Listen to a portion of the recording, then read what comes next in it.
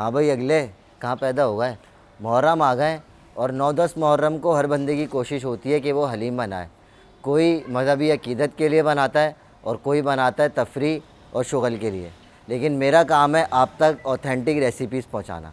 तो इसीलिए आज मैं आपको हलीम की बिल्कुल ऑथेंटिक और ओरिजिनल रेसिपी बताऊंगा, लेकिन रेसिपी मैं बताऊंगा आपको बिल्कुल गरीब वाली। वो आपने सुदूकी में देखा होगा प्याला हलीम मिलता है, वो वाली, और जो दूसरे ठेलों पे जो गरीब हलीम मिलता है ना, उसकी रेसिपी बताऊंगा, क्योंकि ये ब्रांडेड जो बड़े बड़े हलीम है इनका हलीम फारिग होता है। जो बेहतरीन हलीम होता है ना, वो हलीम होता है मुहर्रम का। और दूसरा ये जो गरीब ठेले पे या छोटे मोटे ठेलों पे जो हलीम मिलता है, सबसे वीआईपी हलीम वो होता है। तो अब बिना टाइम ज़ाया किए वीडियो को शुरू करते हैं। मैं हूं मानी पार्टनर, आपका फूड एक्सपर्ट। तो आ जाओ फिर। हाँ भाई, अगले आज मैं 2 किलो हलीम बना रहा हूँ, जिसमें 2 किलो गोश्त होगा और 2 किलो के करीब जो अनाज होगा। अनाज पूरा 2 किलो नहीं है, तकरीबन ये है 2.25 किलो। तो अनाज में क्या क्या आइटम है और कितनी कितनी क्वांटिटी में है वो हम देखते हैं। हमारे पास जितना भी अनाज है ना, इसको हमने पहले जो है तकरीबन 3 से 4 घंटे के लिए भिगो के रखना है, क्योंकि ये क्वांटिटी बहुत कम है, 1.25 किलो के करीब अनाज है, तो इसलिए 3 घंटे बहुत होंगे इसको भिगोने के लिए। अगर आप 5 किलो 10 किलो हलीम बना रहे तो उस हिसाब से आप रेशो कैलकुलेट कर लीजिएगा। उसके लिए फिर आपको तकरीबन इसको 8 से 10 घंटे के लिए भिगोना पड़ेगा। तो अभी मैं इसको इस टब में निकालता हूँ अनाज को और इसको हम भिगोते हैं।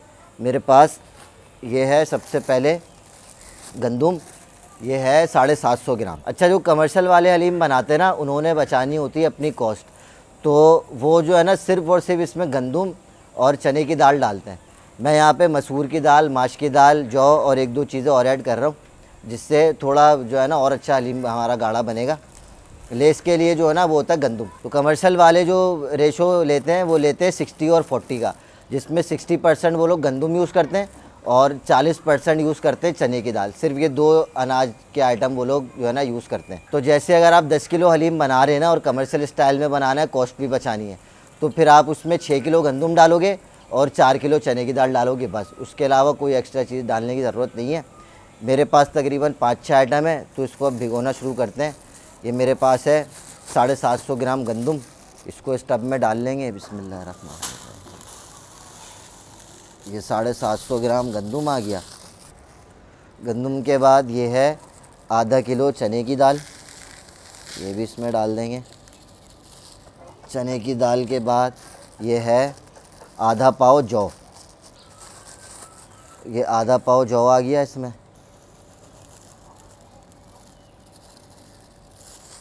जौ के बाद इसमें ये है आधा पाव मूंग की दाल,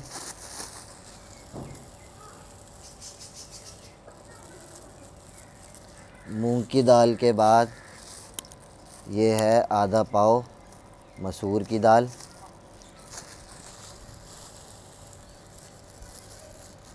आधा पाव ये हो गई, और आधा पाव है ये माश की दाल,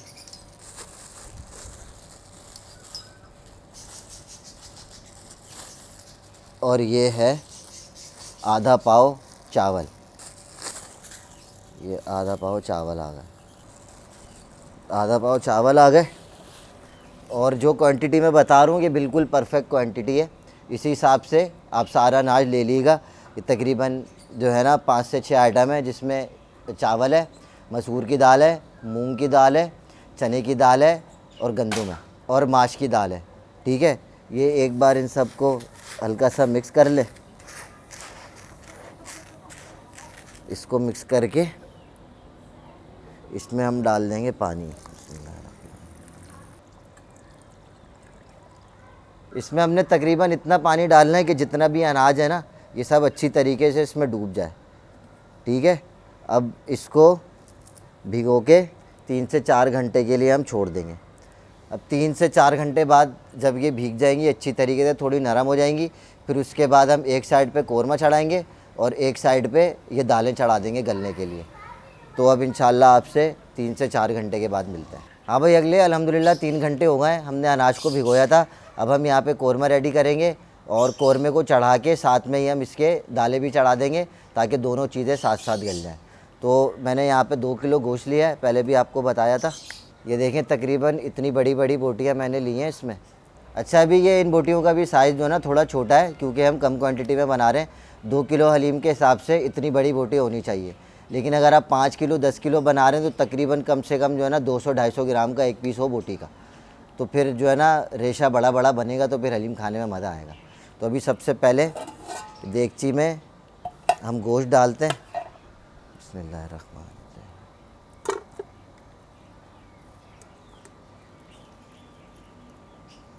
गोश्त को अच्छी तरीके से वॉश करके और फिर आपने इस्तेमाल करना है। ये गोश्त आ गया। गोश्त के बाद हम इसमें मसाले ऐड करेंगे।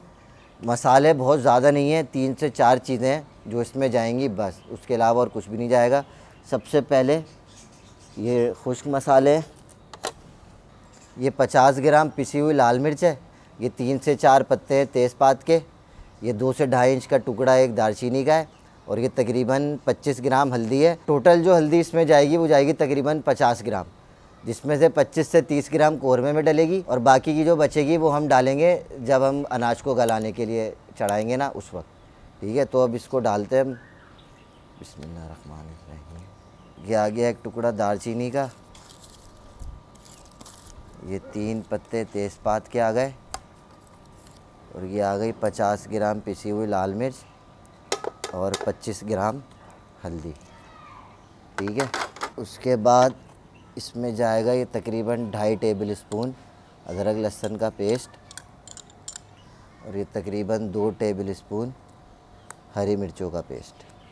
2 किलो गोश्त के हिसाब से ना पिसी हुई लाल मिर्च जो इस्तेमाल होती है वो तो होती है तकरीबन 25 से 30 ग्राम के बीच में, लेकिन इसमें हम हर चीज़ को थोड़ा एक्स्ट्रा रखेंगे क्योंकि हम हलीम बना रहे हैं। तो जब हम अनाज बनाएंगे उसके अंदर हमने इस कौरमे को ऐड करना है, तो उसके हिसाब से हमने बैलेंस करके मसाले डालने के, उसमें फिर जब हम कौरमे को अनाज के अंदर डालेंगे और घोटा लगाएंगे तो फिर जो है ना कमी ना हो किसी चीज़ की। ठीक है, ये हरी मिर्चों का पेस्ट आ गया। ये आ गया नमक। नमक भी इसमें तकरीबन 2 किलो में 2 टेबल स्पून डलता है, लेकिन मैं इसमें तकरीबन अभी 2.5 टेबल स्पून डाल रहा हूँ। फिर उसके बाद जब हलीम पक रहा होगा उस वक्त हम चेक करेंगे, अगर नमक की ज़रूरत हुई तो हम ऐड कर लेंगे, बाकी आप अपने टेस्ट के हिसाब से ऐड कर लीजिएगा। बिस्मिल्लाहिर्रहमानिर्रहीम। ये नमक आ गया। ये तकरीबन इसमें 2.5 कप ऑयल जाएगा। बिस्मिल्लाहिर्रहमानिर्रहीम। 2.5 कप ऑयल आ गया। अब एक बार इन सारी चीज़ों को हम अच्छी तरीके से मिक्स कर लेंगे। सिर्फ 2 चीज़ें जो है ना इसमें, पिसी हुई लाल मिर्च और हरी मिर्चों का पेस्ट, बस सिर्फ ये 2 चीज़ें इसमें काफ़ी हैं इसको वीआईपी बनाने के लिए। बाकी इसमें दही प्याज किसी भी चीज़ का इस्तेमाल नहीं होता और ना ही करना, क्योंकि ये हलीम के ख़िलाफ़ है। सिर्फ ये 2-3 चीज़ें जो मैंने बताई हैं, सिर्फ़ और सिर्फ आपने ये इस्तेमाल करनी है। इंशाल्लाह फिर आप ट्राई करिएगा और बताइएगा कि कैसा वीआईपी हलीम बना है। ये देखें, ये सब कुछ जो है ना अच्छी तरीके से मिक्स हो गया है। अब हम चूल्हे को ऑन करेंगे। चूल्हा ऑन करके इसको हमने तकरीबन 2 से 3 मिनट तक अच्छी तरीके से भूनना है। फिर उसके बाद हम इसमें, ये मेरे पास तकरीबन 3 लीटर के करीब पानी है, 3-3.5 लीटर, वो डाल के और इसको 2 से ढाई घंटे के लिए हल्की आंच पे पकने के लिए छोड़ देंगे। अभी 2 से 3 मिनट तक थोड़ी तेज़ आंच पे इसको भूनेंगे। जब ये भुनना शुरू हो जाएगा तो फिर इसके अंदर हम पानी ऐड करेंगे। अभी इसमें थोड़ा जोश आ जाए तो फिर उसके बाद इसकी हम भुनाई शुरू करते हैं। अल्हम्दुलिल्लाह इसमें जोश आना शुरू हो गया। अब इसको 2 से 3 मिनट तक चलाएंगे। अगर चलाएंगे नहीं तो ये फिर जो है ना नीचे लगना शुरू हो जाएगा, तो इसलिए 2 से 3 मिनट तक इसको चलाते रहना। हाँ भाई, अगले अल्हम्दुलिल्लाह 2 से 3 मिनट हो गए इसकी भुनाई करते हुए। माशाल्लाह से खुशबू भी वीआईपी आना शुरू हो गई है। ये देखें, वीआईपी मसाला भी जो है ना इसमें बनना शुरू हो गया। अब ये भुनाई हो गई। अब इसमें हम डालेंगे पानी, तकरीबन 3 से 3.5 लीटर पानी है मेरे पास। बिस्मिल्लाहिर्रहमानिर्रहीम।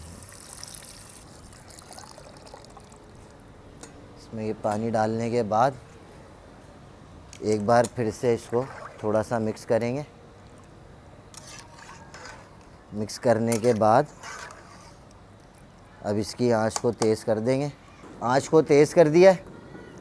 अब 2 से 3 मिनट लगेंगे। जब पानी में अच्छी तरीके से उबाल आना शुरू हो जाएगा तो फिर उसके बाद आँच को कम करके बिल्कुल लो फ्लेम पे इसको छोड़ देंगे 2 से ढाई घंटे के लिए। और फिर इसके साथ साथ ही हम अनाज को भी देग के अंदर चढ़ा देंगे। मेरे पास छोटी वाली देग है, उसमें हम हलीम बनाएंगे। आपने देगची में भी अगर बनाना है तो उसमें भी बना सकते हैं। प्रोसीजर जो है वो सारा सेम रहेगा। हाँ भाई, अगले अल्हम्दुलिल्लाह वीआईपी वाला उबाल आ गया इस पे। अब इसको हम ढक देंगे, आँच हल्की करके 2 से ढाई घंटे के लिए पकने के लिए छोड़ देंगे ताकि गोश्त बिल्कुल हलवा हो जाए। हाँ भाई, अगले कोरमा जो हम तैयार कर रहे थे वो मैंने अंदर किचन में रख दिया है। हमने दालें भिगोई थी, ये भी अल्हम्दुलिल्लाह नरम हो गई हैं। तो दालों को हम यहाँ पे चढ़ा देंगे। जब तक दालें तैयार होंगी तब तक हमारा कोरमा भी तैयार हो जाएगा और इससे हमारा टाइम भी बचेगा। तो देग में हम डालेंगे पहले दालों को। बिस्मिल्लाह।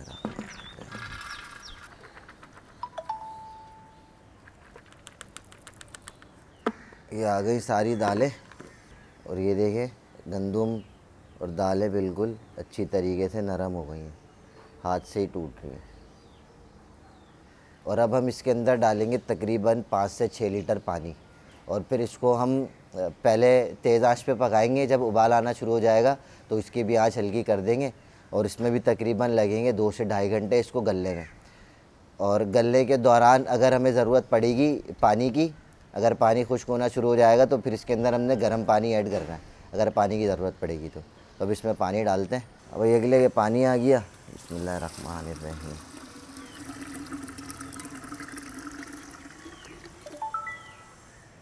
तकरीबन इसमें मैंने 6 से 7 लीटर पानी डाल दिया है और फ्लेम भी ऑन कर दिया है। आँच अभी जो है ना बहुत तेज़ रखी हुई है मैंने। अब इसके साथ इसके अंदर डालेंगे कि तकरीबन 2 से ढाई टेबल स्पून हरी मिर्चों का पेस्ट है।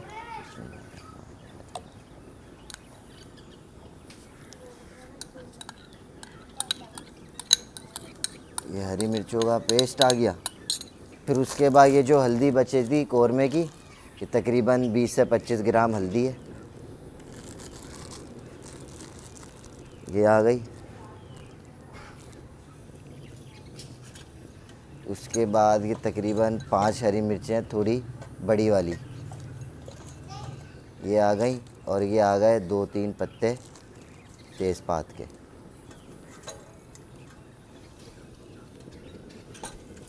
और अब इसको एक बार अच्छे से मिक्स कर लेंगे।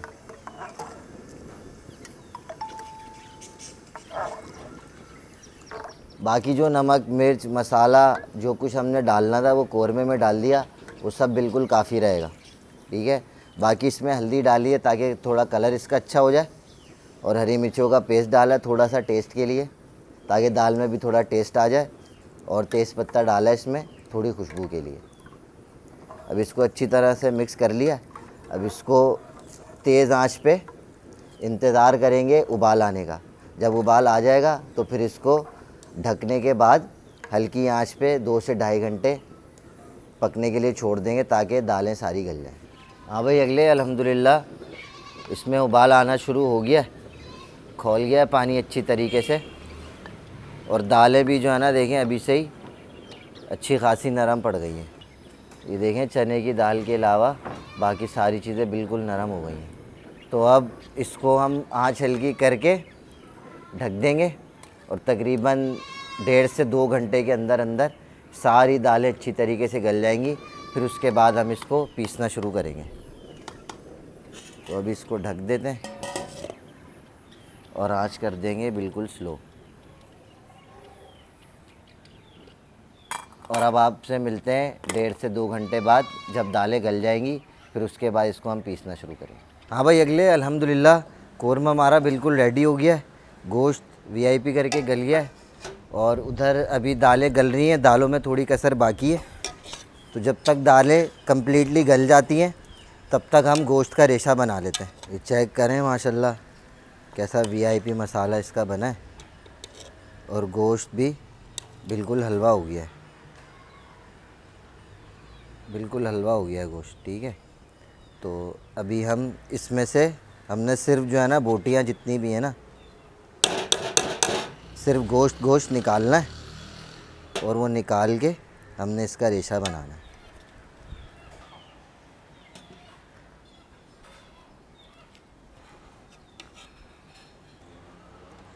ये सारा गोश्त निकल गया।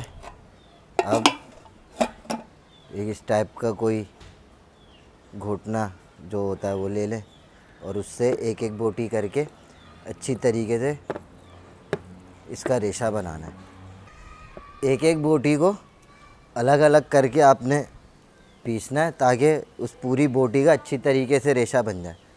अगर सबको एक साथ करके आप घोटना शुरू कर देंगे, ऐसे करके मारना शुरू कर देंगे ना, तो वो कोई ना कोई बोटी उसमें साबुत रह जाएगी और फिर वो जब हम हलीम को घोटा लगाएंगे ना, तब भी वो उसमें नहीं खुलेगी। तो इसलिए अच्छी तरीके से एक एक बोटी को अलग अलग करके रेशा बनाना है उसका। तो अभी मैं ये सारे गोश्त का रेशा कर लूँ, फिर आपको दिखाता हूँ। हाँ भाई, अगले अल्हम्दुलिल्लाह ये अच्छी तरीके से सारा रेशा अलग हो गया, बोटियाँ सारी टूट गई हैं। तो अब चलते हैं दालों की तरफ। दाल देखते हैं क्या रिपोर्ट है दाल की। दालें गल जाएंगी तो फिर उसके बाद हम देग में घोटा लगाना शुरू करेंगे। पहले दालों को पीसेंगे, जब दालें पिस जाएंगी अच्छी तरीके से तो फिर उसके बाद ये गोश्त डाल के और फिर से घोटा लगाएंगे और फिर इंशाल्लाह हलीम रेडी हो जाएगा। अब दालों की रिपोर्ट देखते हैं।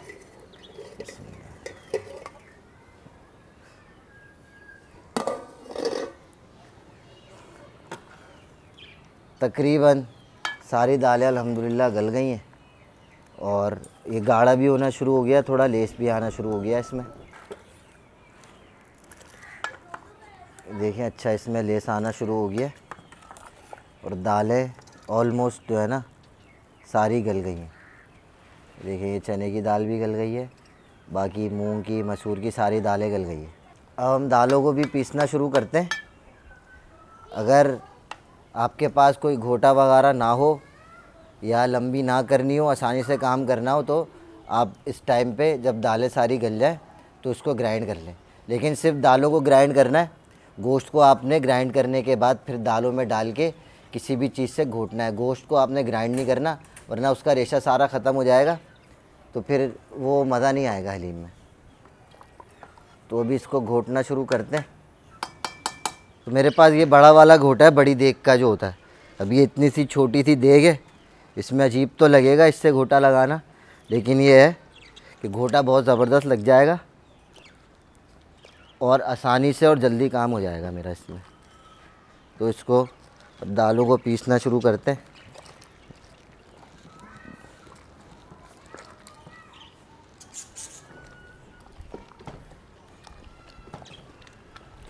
तो अभी ये सारी दालें अच्छी तरीके से पिस जाएं, फिर मैं आपको बताता हूँ। इसके बाद हम इसमें फिर गोश्त का रेशा जितना है और कौरमे का जो मसाला है वो सब इसमें ऐड करेंगे। फिर उसके बाद दोबारा से इसमें घोटा लगाएंगे। हाँ भाई, अगले अल्हम्दुलिल्लाह वीआईपी करके आपके भाई ने घोटा मारा है और देखें बिल्कुल अच्छी तरीके से सारी दालों को मैंने पीस लिया है। वीआईपी करके सारी दालें पिस गई हैं, सारी दालें गल भी गई हैं। बस हमने इसको इतना ही पीसना है, थोड़ा मोटा मोटा रखेंगे। इससे ज़्यादा अगर पीसा तो फिर हलीम का जो मकसद है ना, जो हलीम का मज़ा है, वो ख़त्म हो जाएगा। और अल्हम्दुलिल्लाह हलीम बहुत अच्छी तरीके से ये गाढ़ा भी हो गया है। अब इसके अंदर हम सारा गोश्त ऐड करेंगे, फिर उसके बाद थोड़ा सा घोटा लगाएंगे, फिर जितना भी मसाला है कौरमे का फिर वो ऐड करेंगे। फिर अच्छी तरीके से मंड के इस पर घोटा लगाएंगे और हलीम रेडी हो जाएगा। फिर उसके बाद इसमें थोड़ा सा डालेंगे गरम मसाला और फिर एंड में प्याज का तड़का। तो अब इसमें हम डालते हैं गोश्त का रेशा जो हमने किया सारा। हाँ भाई, अगले ये गोश्त आ गया, सारा रेशा जो हमने किया था, अब वो हम इसमें डालेंगे देग में। इसमें थोड़ा थोड़ा करके डालना है। और एक बार मैं फिर आपको बता दूं कि रेशा बहुत अच्छी तरीके से सारा आपने अलग अलग करना है। कोई भी बोटी अगर एक दो साबुत रह गई तो सारा मज़ा आपका ख़राब हो जाएगा।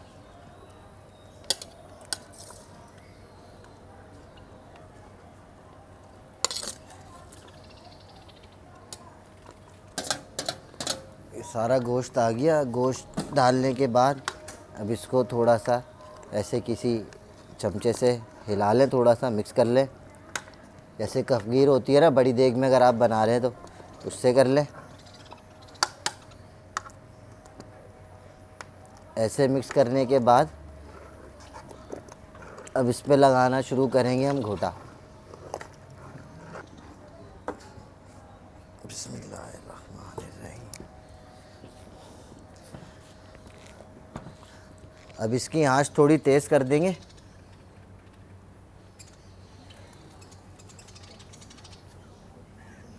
ताकि पानी थोड़ा इसका खुश्क हो जल्दी और हलीम गाढ़ा होना शुरू हो जाए। ये देखिए ऐसे करके इसको गोश्त को अच्छी तरीके से घोटे। देखिए माशाल्लाह गाढ़ा होना शुरू हो गया हलीम, और अभी ये घुटता रहेगा और मज़ीद गाढ़ा होता रहेगा। बस आंच थोड़ी तेज़ रखनी है इस टाइम पे।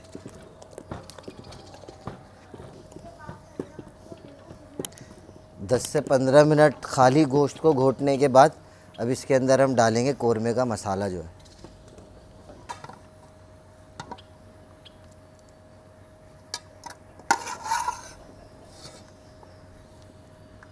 ये डल गया मसाला। अब सिर्फ़ और सिर्फ इसको घोटना है। अभी इस टाइम पे नमक वगैरह कुछ अगर चेक करना है तो वो चेक कर लें।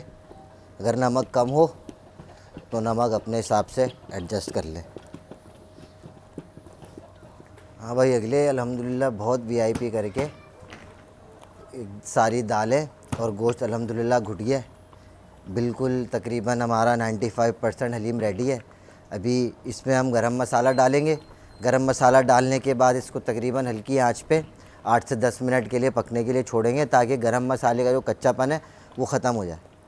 और इस बीच में ध्यान रखना है आपने कि ये लगे ना नीचे हलीम। और बस फिर उसके बाद इसके ऊपर प्याज और तेल का तड़का दे देंगे और हलीम इंशाल्लाह रेडी है। अभी आप पहले ये देखें कि ये माशाल्लाह से कितना गाढ़ा बना है हलीम। ये देखें वीआईपी गाढ़ा है, और इतना गाढ़ा है कि अब मैं जो हूँ ना अभी चमचे का इस्तेमाल नहीं कर रहा। वो इसलिए नहीं कर रहा चमचे का इस्तेमाल कि अगर चमचे से अभी मैं यूँ करके उठाऊँगा ना, इतना गाढ़ा है पूरी देग चमचे के साथ उठ जाएगी। तो अब इसमें गरम मसाला ऐड करते हैं। तकरीबन 1 से 1.5 टेबल स्पून गरम मसाला इसमें ऐड करेंगे। और गरम मसाला भी आपने वो इस्तेमाल करना है जो कमर्शियल खानों में इस्तेमाल होता है। घर का जो बना होता है वो इतना मज़ेदार टेस्ट नहीं लेके आता। जो मैंने आपको गरम मसाला सिखाया था, ऊपर लिंक आ रहा होगा, वो वाला गरम मसाला आपने इसमें ऐड करना है, तो और वीआईपी टेस्ट आएगा इंशाल्लाह। इसमें ये गरम मसाला आ गया। अब फिर से इसको थोड़ा घोट के अच्छी तरीके से गरम मसाले को इसमें मिक्स करना है। और बहुत ही ज़बरदस्त खुशबू भी माशाल्लाह अब से जो है ना उठना शुरू हो गई है इसकी। तो अब इसको ऐसे ही छोड़ते हैं हल्की आंच पे 8 से 10 मिनट के लिए। फिर हलीम रेडी है इंशाल्लाह। बस हमने प्याज का तड़का देना होगा उसके ऊपर। हाँ भाई, अगले हलीम रेडी है बिल्कुल। और इसकी फ़ाइनल शक्ल आप एक बार देख लें। देखिए माशाल्लाह बिल्कुल वीआईपी ज़बरदस्त करके जो है ना सारी चीज़ें अच्छी तरीके से घुट गई है। और चेक करें गाढ़ा कितना है ये। तो ये रेडी है बिल्कुल। इसको अब उतार लेंगे चूल्हे पे से, और फ्राई पैन में हम प्याज गरम करके प्याज को तल के इस पे तड़का देंगे। अल्हम्दुलिल्लाह प्याज बिल्कुल रेडी हो गई है। अब चूल्हा बंद करके और हलीम के ऊपर हम तड़का देंगे। ये ढकना खोला हलीम का, और ये बिस्मिल्लाह।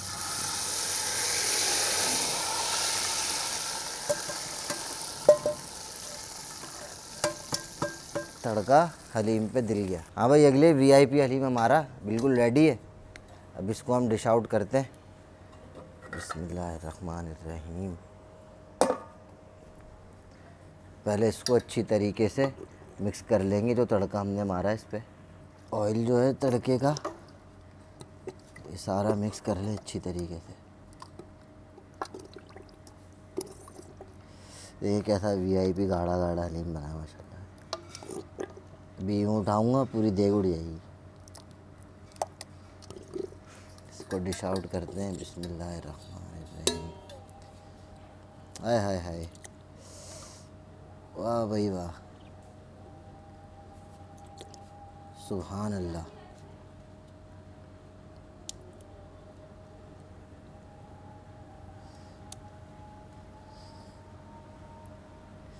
ये आ गया हलीम, इसके ऊपर आ गई ये तली हुई प्याज। ये आपकी मर्ज़ी के ऊपर है, जितनी आप डालना चाहें डाल सकते हैं। ये आ गया पुदीना थोड़ा सा, और ये आ गए नींबू।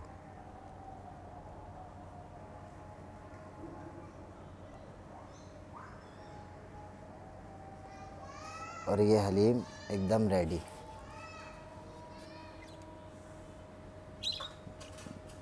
हाँ भाई, अगले अल्हम्दुलिल्लाह ये थी मुहर्रम के लिए हलीम की ज़बरदस्ती रेसिपी। उम्मीद करता हूँ आप लोगों को वीडियो पसंद आई हो। ये रेसिपी आप लोग लाजमी ट्राई करिएगा। वीडियो अगर पसंद आई हो तो वीडियो को लाइक करें, चैनल को ज़रूर सब्सक्राइब करिएगा। कमेंट करके बताएं कि आपको मेरी वीडियोस कैसी लगती हैं। मिलते हैं आपसे अगली वीडियो में, जब तक के लिए अल्लाह हाफ़िज़।